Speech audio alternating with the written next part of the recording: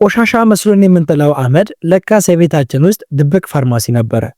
ሰላም ጤና ይስጥልኝ የጤና ጉዳይ ቻናል ቤተሰቦቼ እንደምን አላችሁ? ብዙዎቻችን አመድን እንደ ተራ ተረፈ ምርት ቆጥረን በቸልታ ጥለነዋል። ነገር ግን ይህ ቸልተኝነት ተፈጥሮ በነፃ የሰጠችንን እጅግ ድንቅ መድኃኒት እንዳጣን አድርጎ አሳይቶናል። ዛሬ የማሳያችሁ ስለ ተራ አመድ ሳይሆን ለዘመናት አባቶቻችን ለቃር ህመም፣ ለሆድ መነፋትና ለተለያዩ ጤና እክሎች ሲጠቀሙበት የኖሩትን ድብቅ ጥበብ ነው ማለት ነው። በዚህ ቪዲዮ ውስጥ አመድ እንዴት የጨጓራን አሲድ ወዲያውኑ እንደሚያረግብ፣ በሰውነታችን ውስጥ ያለን መርዝ እንዴት ጠራርጎ እንደሚያወጣና ለጥርስ ጤንነታችን ያለውን አስገራሚ ፋይዳ በሳይንሳዊ መንገድ በዝርዝር የማስረዳቸው ይሆናል ማለት ነው። ይህ መረጃ የጤና አኗኗራችሁን የሚቀይርና ድንገተኛ ችግሮች ሲያጋጥሟችሁ በቤታችሁ መፍትሄ እንድታገኙ የሚያደርግ ስለሆነ በጥንቃቄ እንድትመለከቱ ጋብዛችኋለሁ። ወደዚህ አስደሳች ዝርዝር መረጃ ከመግባታችን በፊት ግን እንዲህ ያሉ ወሳኝ የጤና መረጃዎቼ ሁልጊዜ እንዲደርሷችሁ ሰብስክራይብ በማድረግ የቤተሰባችን አባል ሆኖ ማለት ወዳለው ለሌሎችም ሊተርፍ ደግሞ ላይክ እና ሼር ማድረጋችሁን አትርሱ። የሚሰማችሁን ማንኛውንም ጥያቄና ሐሳብ ደግሞ ኮሜንት ሴክሽን ላይ አስቀምጡልኝ። ሁሉንም በጥንቃቄ የማነብና ተገቢው ምላሽ ለእናንተ የማቀርብ ይሆናል። አሁን ቆሻሻ መስሎን የምንጥለው አመድ እንዴት የጤናችን ጠባቂ ሊሆን እንደቻለ ወደምናይበት ሳይንሳዊና ተፈጥሯዊ መፍትሄዎች ክፍል እንለፍ። አብራችሁን ቆዩ። አመድ ብዙዎቻችን በእሳት ተቃጥሎ ያለቀ ዋጋ ቢስና መጣል ያለበት ተረፈ ምርት አድርገን ቆጥረነዋል።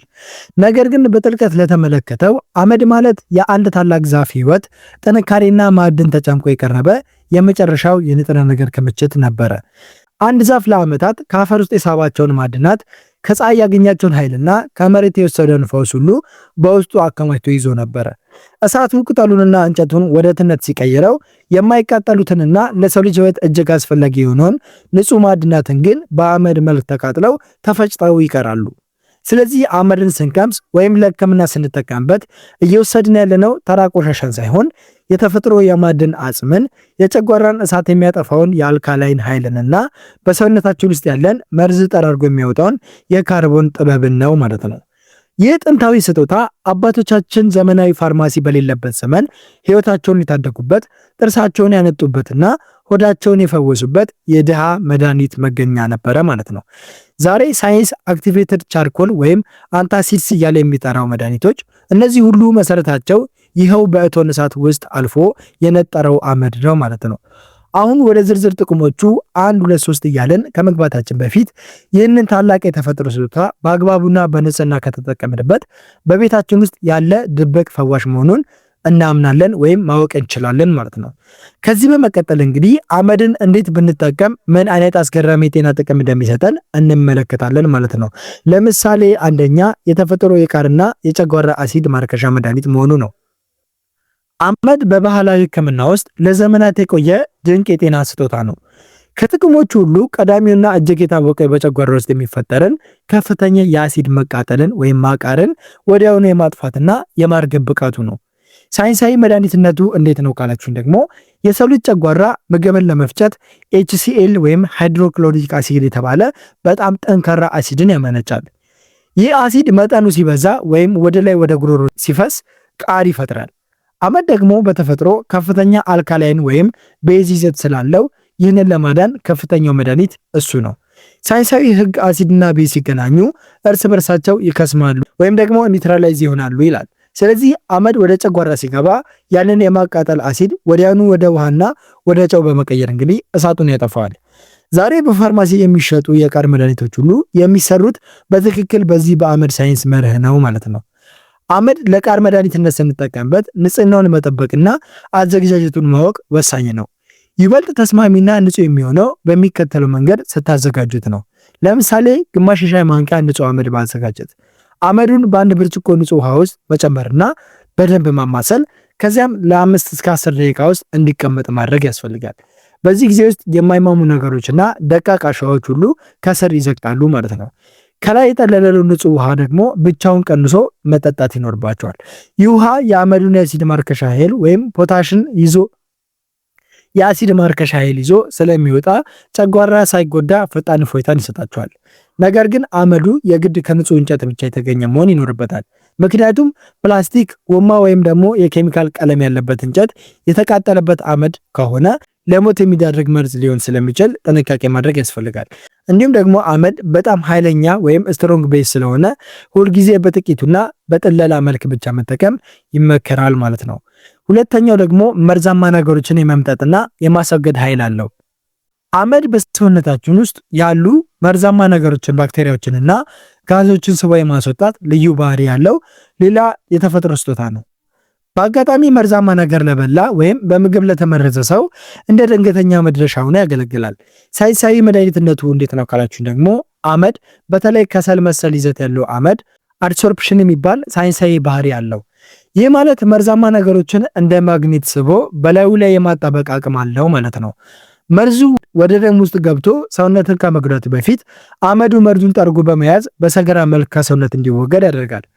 ዛሬ በሆስፒታሎች ውስጥ ለመርዝ ማርከሻነት የሚሰጠው አክቲቬትድ ቻርኮል ወይም የከሰል ኪኒን የሚሰራው በትክክል በዚህ በአመድና ከሰል ሳይንሳዊ መርህ ነው። መርዛማ ነገር ለበላ ወይም ሆዱ ለተነፋ ሰው አመድ በሚከተለው መንገድ ይዘጋጅለታል። ለምሳሌ በጣም ጥቂት ወይም በጣት ጫፍ ዘግኖ አመድን ማዘጋጀት። አመዱን በትንሽ ንጹህ ውሃ በጥብጦ ለጥቂት ደቂቃዎች ደግሞ ማቆየት ይኖርባቸዋል። የጠለለውን ውሃ መጠጣት ወይም ደግሞ በጣም ጥቂት የሆነችውን አመድ በቀጥታ መቅመስ የህክምናው የመጀመሪያው መንገድ ማለት ነው። ይህ በሆድ ውስጥ ያለን ጋዝና መርዝ ወዲያውኑ ስቦ እንዲወጣ ያደርገዋል ማለት ነው። ሶስተኛው ደግሞ የአፍ ንጽህናንና የጥርስን ጤናን ይጠብቃል። ዘመናዊ ጥርስ ሳሙና ከመፈጠሩ በፊት አመድ ቀዳሚው የጥርስ ማጽጃና የድድ መድኃኒት ሆኖ ሲያገለግል ነበር። በአሁን ጊዜም ብዙዎች ለጥርስ ንጣትና ለድድ ጤንነት እንደተመረጠ የተፈጠረ መፍትሄ ሆኖ ይጠቀሙበታል። ሳይንሳዊ መድኃኒትነቱ እንዴት ነበር ካላችሁ ደግሞ አመድ በጣም ደቃቅ የሆኑ የከሰልና የማዕድናት ስብርባሪዎች በውስጡ ይገኙበታል። እነዚህም ጥርስ ላይ የሚለጠፉ የምግብ ቅሪቶችን በማሸት እንግዲህ የማስወገድ ባህሪ ያለው።